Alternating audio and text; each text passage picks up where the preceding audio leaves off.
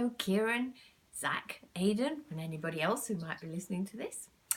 This story is called Mog's Christmas Calamity and about the famous Mog who was always very forgetful. So, are you sitting comfortably? Then I'll begin. One night, Debbie said, "Do you know, Mog, when you wake up in the morning, it will be Christmas and there'll be presents and lovely things to eat. And you'll have an extra big egg for your breakfast." Mog dreamt about the big egg. It was very big and it was up in the sky. Mog had to fly up to get it, but some big birds came and they wanted to eat the big egg, and one of them wanted to eat Mog. Mog flew as fast as she could, but the birds came after her and suddenly she woke up. There was something stuck to her tail.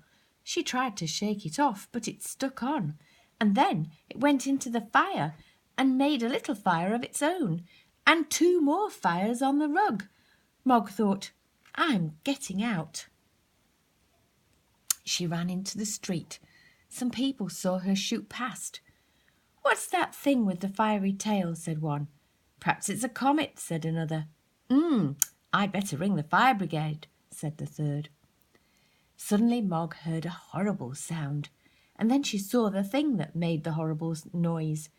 She thought, "Oh no, I'm going home." But the thing came after her, and it chased her all the way to her house. What was it? Oh, it's a fire engine. 2 men jumped out, and they had a big yellow snake, and they shouted, "There's the fire!" Suddenly the snake spat. It did a big spit and there was water everywhere, even on Mog. Then Mr. and Mrs. Thomas and Debbie and Nicky came out of the house. They didn't come out of the door, they came out of the window. They said, thank you for saving our house." The fireman said, "Oh, don't thank us, thank your cat. That cat led us to your house. That cat is a hero." Some neighbours had come to see what had happened to Mog's house. They all told each other that Mog was a hero, and then it began to snow and they all went home. Mr. and Mrs. Thomas, Debbie and Nicky went to get dressed, and then they looked at the Christmas room. Oh, everything was wet and some things were black. "I'm sorry," said Mr. Thomas, "but Christmas will have to be different this year." They were all very sad. Mog was sad too. But then Nicky saw something. The neighbours were coming back. They were carrying things and smiling, and they said, "We thought we'd help you clean up, and then we'll all share Christmas at your house."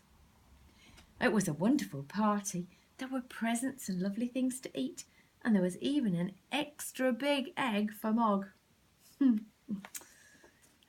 "That was the best Christmas we've ever had," said Nicky.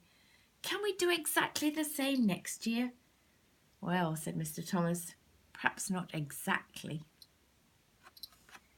Cool.